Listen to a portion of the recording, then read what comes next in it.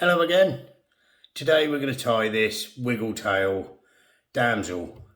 The movement in this fly is fantastic. This is the kind of fly that I'll go back to if I'm struggling on a day.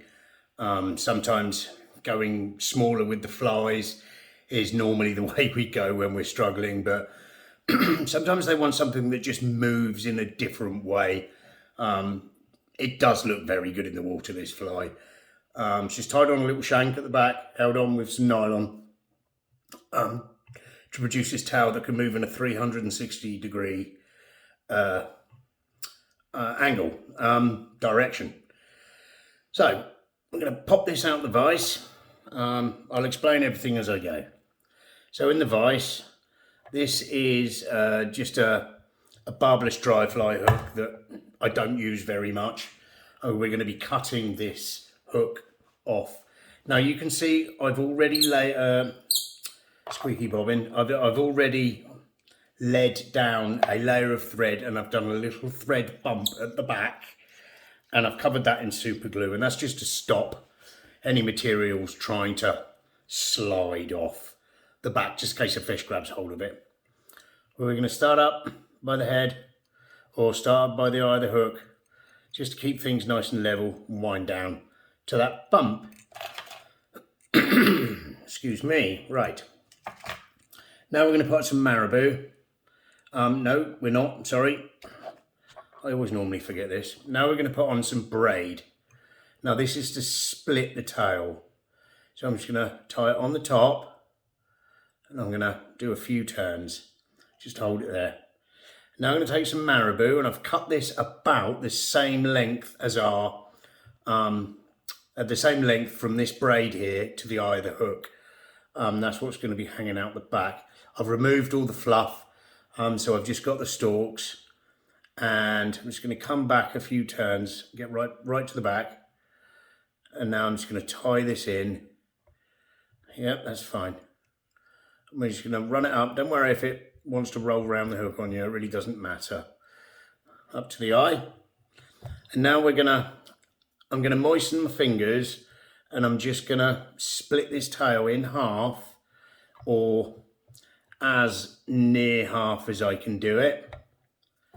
So it does help if you moisten your fingers when you do this.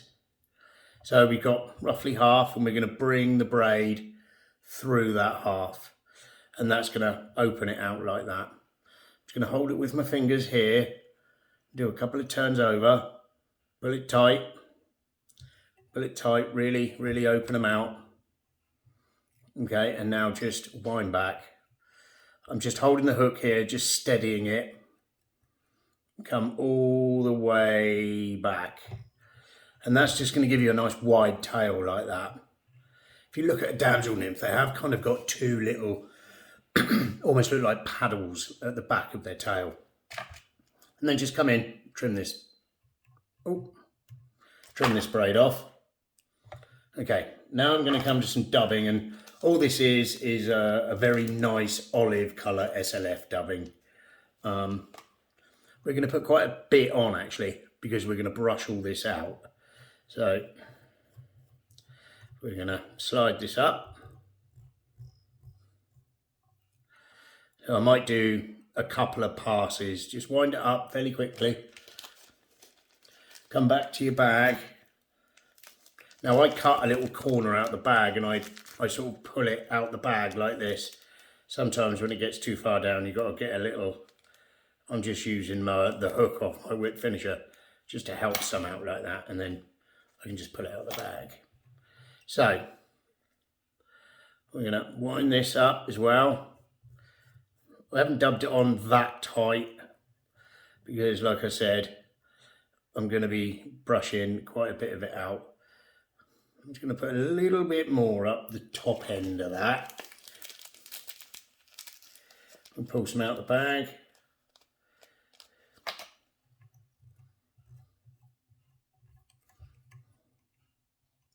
Just to try and cover up thread wraps really.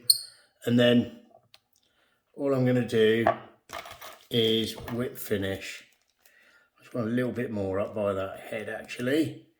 So let's just get in the packet again.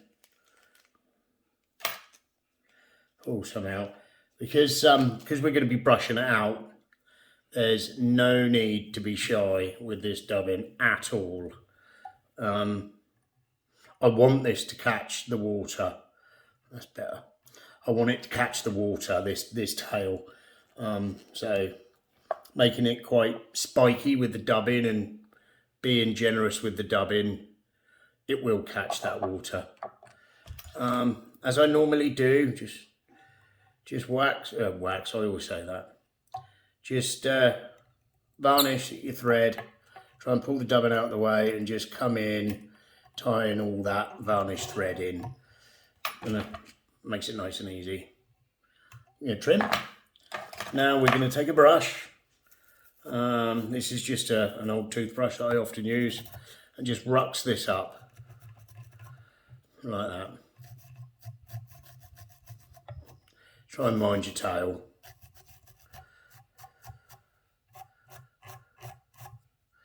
Just rucks it all up and then brush it all back into the tail like that.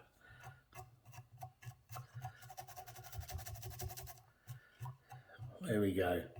Just roll it all back into the tail. I mean, that itself would probably catch you a lot of fish. So anyway, now what we're going to do is we're going to cut the hook. So the safest way I've found doing it is to leave it in the vise. Grab your tail like that, holding it. Come in with your cutters. Try and do this so you can see. Come in with your cutters. Hold the fly and just snip away the back. There we go, like that. Now the dangerous bit stayed in the vise and the bit that you want is in your hand so it can't fly everywhere. Now just take this bit out, put it in the bin somewhere safe. You do not want that going on the floor and treading on it because, well, that wouldn't be too great. So now we're going to get our other hook, and that's going to be a fully meal competition heavyweight in a size 10. Put that in the vise, lock it up lovely, and again come in with a wax thread. So I'm just going to run it through the wax. Every bobbin I have is squeaky. I'm just going to catch it on just behind the eye. I'm going to run it back until I'm roughly next to the point. I'm going to trim, and then I'm going to run the thread back up until I'm just over halfway between the point and the eye of the hook. I always use the hooks to measure everything I do, so you use it as a gauge. Use the hook as a gauge. Now I'm going to put some dumbbell eyes on, and these are a lovely dumbbell eye. It's by a company called Kindale Flies, and they're yellow. They're a lovely little dumbbell eye, these. So we're going to catch it on the top, a couple of turns one way, a couple of turns the other way. Just have a look where you are. I'm just going to have a look at the other fly because I'm just trying to measure that up. That's about right. It's about right. So I'm going to move these to the rear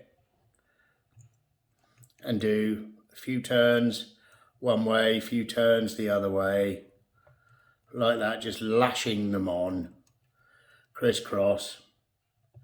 Okay. And now, when they're straight, level, and you're happy, I turn the fly upside down and I do wraps under the eyes and over the shank, and that basically strangles the those thread wraps you've done before. Just check in, we're all right. I'm going to run back till I'm just about to go round the bend of the hook, and I'm going to put a tiny bit of super glue in these dumbbell eyes. Now, I don't know if I said this before, I probably have, but there are some people that are like, oh, you shouldn't you shouldn't put super glue on dumbbell eyes because it makes the thread go brittle and you'll hit something, and when you're casting you hit something and they'll fly off. Well, don't hit things when you cast, and to be honest with you, I've never had one come off. So now I'm going to tie in, this is a piece of 12-pound fishing line.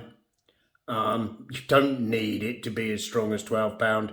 You could do it, you know, with 6 or 8 or something. It's only to hold the tail on.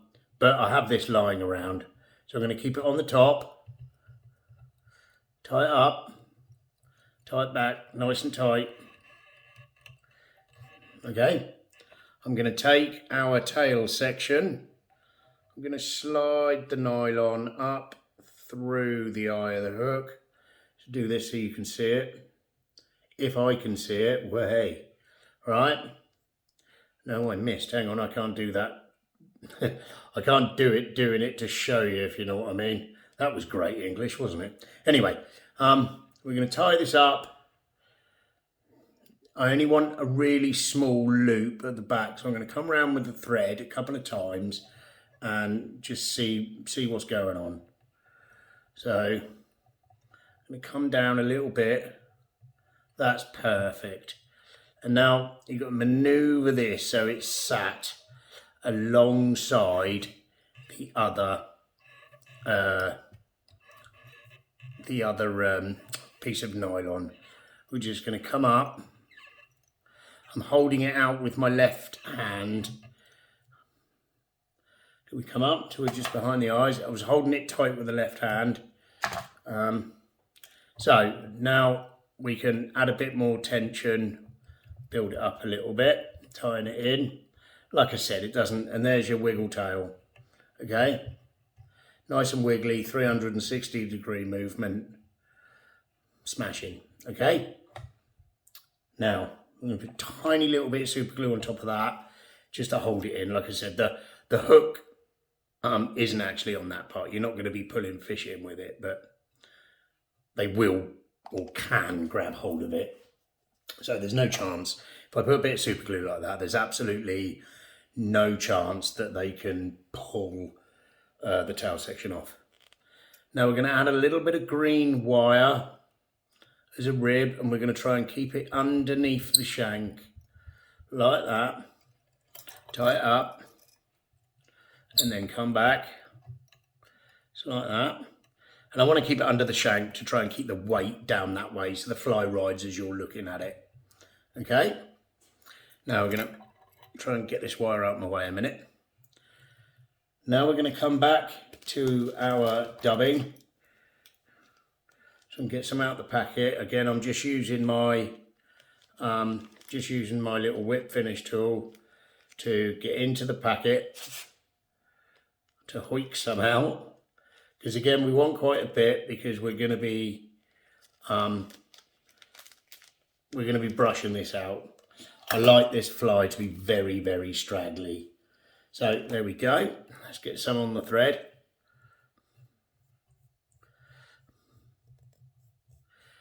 There we go. Just dub it on, just tighten it a little at the back.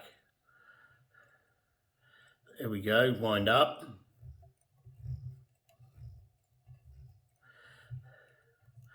Come back. Don't be shy of the dubbing. Put a bit on. There we go. Sweep it all back. Bring the thread behind the eyes. Now come up with the rib. And about 4 times is absolutely fine. I'm just going to make that a little bit better. There we go. That's better. Try and make them nice and evenly spaced. Tie the wire off. Double check your wax. Oh, come here. Pull the wire back and then wiggle, wiggle, wiggle. Break that wire off. There's a fibre there. There's just have a little bit of a tidy up here. Right. Now we're going to get a much coarser brush than the one we were using a minute ago than the toothbrush. This is like a wire pipe cleaner type thing. And we're going to pull out, just mind your hook point. We're going to pull out as much of this dubbing as we can. You want this to be really straggly, so take your time. Just get it all nicely out. And there we go. Smashing. Yeah. Just like that. And now we're going to tie in some Opal Mirage tinsel. And this is going to be our thorax cover. So I'm just going to turn the fly towards me so I can see. Pull it in. Tie it down nice and tight. And I'm just going to trim some off. Normally I'd leave it on the bobbin, but just to make it easier for me, I'm just going to trim some off. There's that. Partridge flank feather. This is partridge dyed olive. And these are going to be our legs.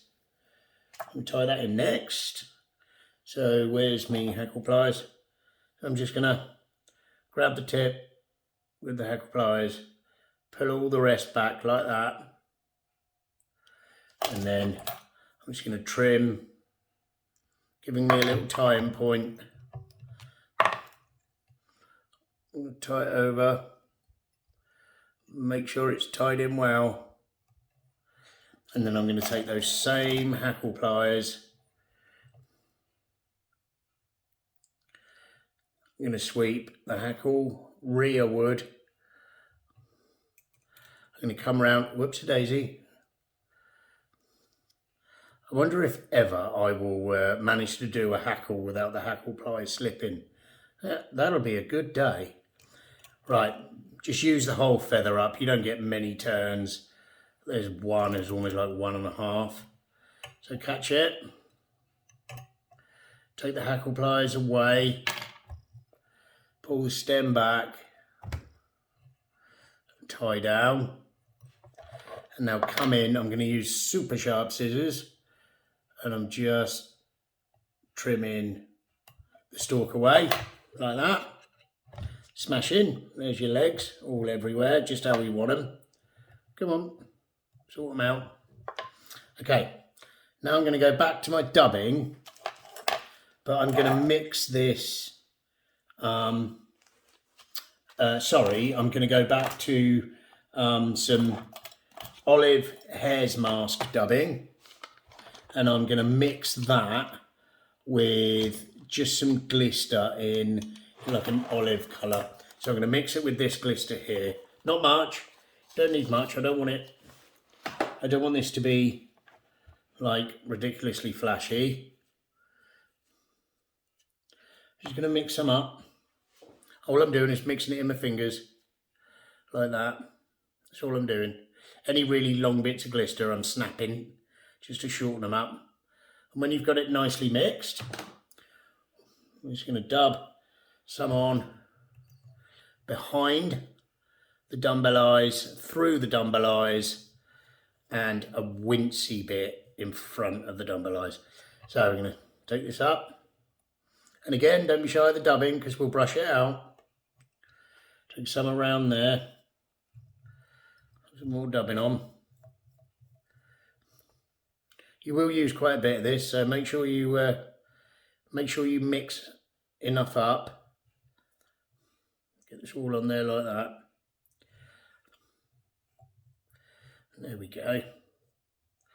And we're going to come round, through and under, round, through and under, sort of round those eyes. And we're going to keep doing that till we've used the dubbing up. And now we're in front. I'm just going to put a tiny bit more, and I'm just going to use the hare's mask just for a bit more. I'm not going to put any flash in this bit. Sometimes you can get away without doing this bit, but we're going to wind this, building that head. Take your thread in front, pull your thorax cover through the partridge hackle, over the eye of the hook. I'm going to catch it with my left hand. I'm going to pull it tight. Come on. Come over with the thread. Pull it tight. Have a look when you're happy. Couple of turns. Pull it back. Couple of turns. Little thread head there. Now I'm going to come in. Where's my super sharp scissors? There they are. I'm just going to come in with my super sharp scissors. Trim. Sweep everything back. A little bit of varnish on this. We will be putting UV resin on this in a second. So just a little bit of varnish on those thread wraps. On the thread, sorry, as we wrap the whip finish around. There we go. Plenty of turns in there. It's never coming out. Trim. Come on. There we go. Now have a look at the fly. Now I'm happy with that. So now we're going to bring the fly out underneath, go back to our wire spiky dubbing brush, and it just rucks up the hare's ear dubbing. Just try and come either side of the, do that. Sometimes using a needle just to pick some out is better than the brush, because you don't want to damage that mylar. Just pick it out, pick it out, pick it out, pick it out. There we go. Come underneath, pick some out. Get a dubbing brush in there, pick it out. And this just all adds to the movement. It adds to the, I always say spikiness, but you know what I mean. Put the brush in there. There we go. Brush it all back. And I mean, I'd eat that if I was a fish. And now we're just going to pop some UV resin on top of the mylar, and we'll build this up actually. So I'm going to take some on my dubbing brush, and I'm just going to pop a big old blob on the top like that, and we're just going to work this all across that mylar. And this can, this just builds up that thorax covering, and it really makes it shine. Just put some on the underneath wraps. We just keep moving it with your dubbing brush. Just keep moving it until you're happy. Some will soak down into the dubbing, but don't worry, because we'll build it up. And take that bit away. Hit it with a light. Where's my foot pedal? There it is. Hit it with a light. And I'm going to put another little bit on. I want it to be fairly sort of pronounced, like it's about to burst open. This is what I'm going for with this UV resin. I'm going to build it up.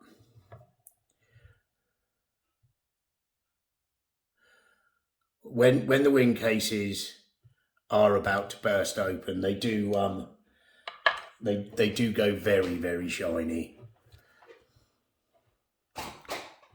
Okay. Just be careful with these lights. They are powerful. You can see how that will glow in the sun, you know, UV reactive eyes and that hackle. And there we have it. We have a nice shiny thorax cover. Lots and lots of movement. It really does move in the water. And there it is. That's my version, at least, of a wiggle tail damsel. Hope you have enjoyed that one.